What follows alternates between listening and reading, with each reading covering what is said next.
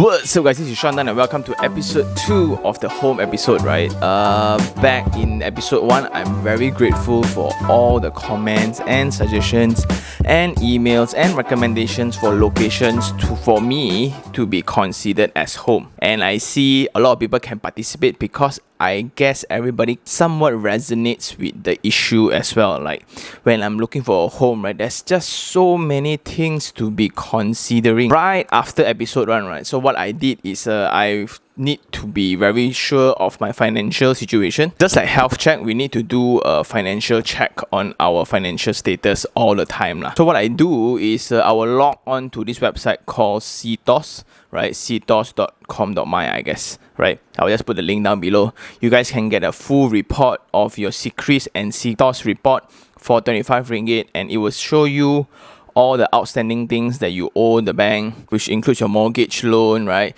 Your hire purchase, which is for your car and your credit cards, and etc. And sometimes you will find things like maybe there's one subscription that you forgot to pay, or there's one internet line that you subscribe with it and you cancel but end up didn't cancel. All those will somewhat affect your loan application in the future, so I don't want to have any glitch when I were to submit all my documents. Number 2 is to actually speak to a mortgage banker, and I have a friend that I always go to, right? Her name is Catherine. So she's the one that actually helps me restructure my entire housing loan condition. So I'm back in the game, if not last time, right? Wow, very bad lah. So I just drop down her contact down below and you guys can go and look for her, right? Just tell that I saw Sean's video and I would like to check my situation, maybe refinance. Is there any possibilities, especially for those who have already 2 properties and above, right?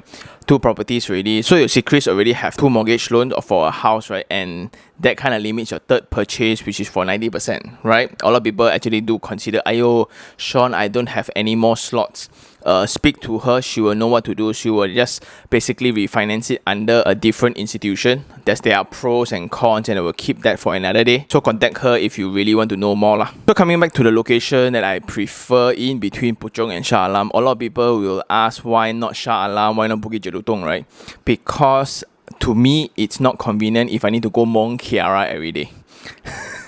So that's one. Number 2, why not Almina and stuff like that? Again, because it's close to Mont Kiara, then it will be far away from Puchong.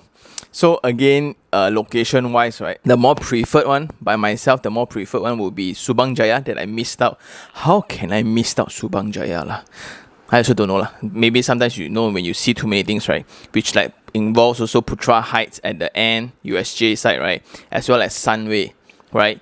Then if you go on further, right, you go on further on the other side, which is Oakland Road.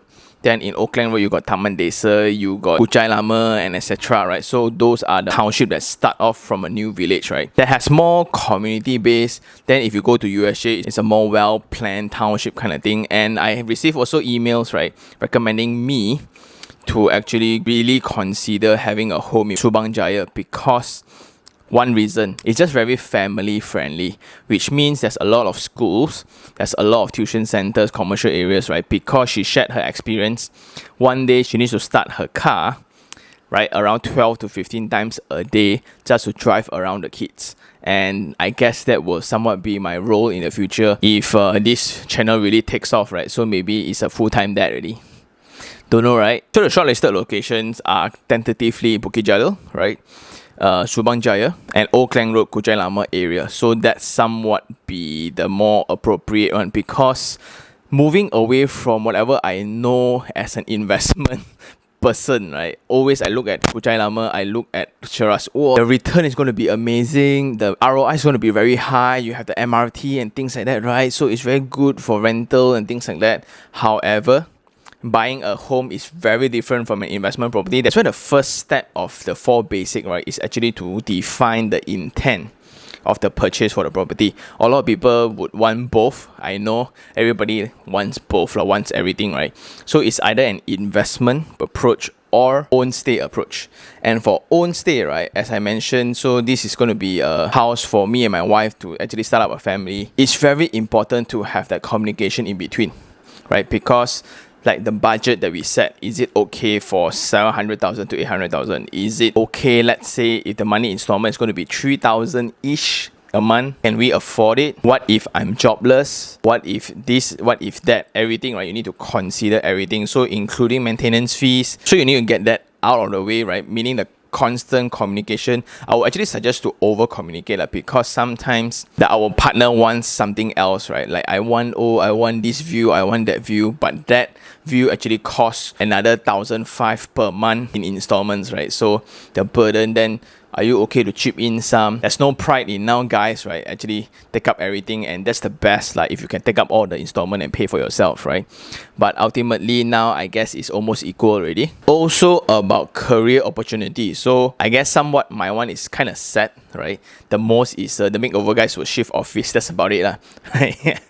So I guess my one actually is YouTubing and property reviewing and going to the office every now and then. That's about it. But then for her, so she needs to know her traveling schedule and what is her career growth and journey as well lah. So I think that needs to be aligned before actually deciding on the location. So that's out of the way. Next would be what your budget can afford for these different places lah. So I've done some research, right? So from 7 to 800,000, if you go into property portals such as Prop Social or iProperty, Property Guru, right?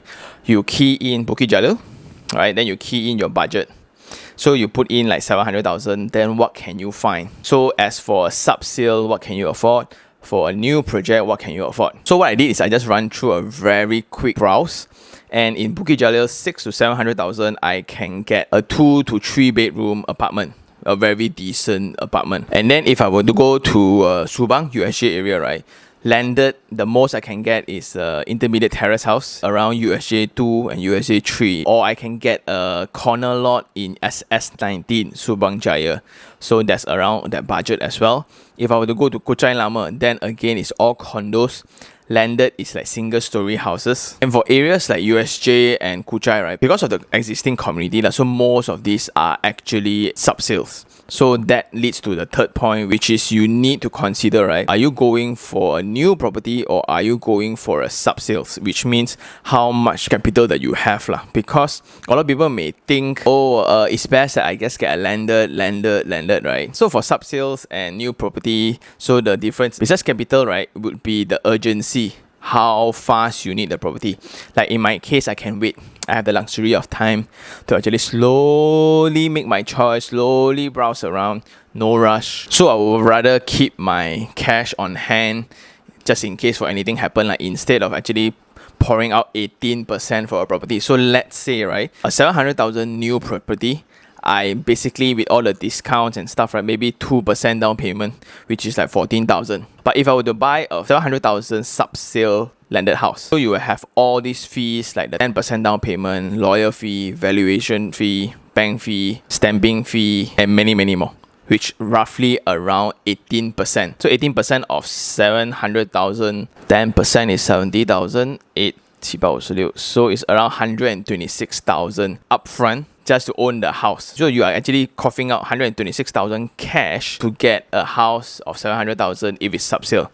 Not only that, if it's a landed property, right, so there will be way more fixing and repairing before you actually refurnish the whole house, which means sometimes, but it depends also like your condition of the house. Some is like tip top, some is like rundown then you buy it cheaper lor. So tip top, of course the asking price will be a bit more different. So in my case, I'm actually more interested in a new property right now, because in this current situation, I think cash on hand is the most wanzan, the most assuring thing right now. So just to sum it all out before we actually head on to the computer, right? So right now the progress is we have decided Bukit Jalil, Subang Jaya, and even Okeng Road.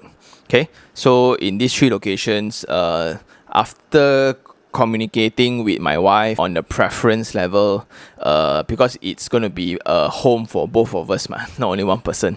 So the preference, number one priority is Bukit Jalil, number two Subang Jaya, number three only Auckland Road. Because of just individual preference, she just want peace and quiet. Her most important thing, when I reach home, I don't want beep beep pom pom, vroom, vroom, all this kind of traffic sound, crowd sound. So convenience wise is not the most important thing for us. Serenity and privacy is the most important thing for us. Okay, so if you can have bonus of the best of both worlds, right, then that's the best lah, of course, right? So again, Bukit Jalil, Subang Jaya, and Auckland Road, right? So these three arranged in this manner already. So we will now drill down, right? So in Bukit Jalil, what can we buy? Subang Jaya, what can we afford? Oakland Road, what we can afford. After all this, we realized that we want only new properties because we want to keep the cash on hand. We don't want to outlay so much lah, because after you fix up the house already, then you lose your job. How? So unless you really have cash rich or you have a very good financial backup from your parents, from whoever who really loves you lah. Now we will go into Bukit Jalil and we zoom in into the location. And there's this technique that I do is quite a no-brainer, but I'll just show everybody lah.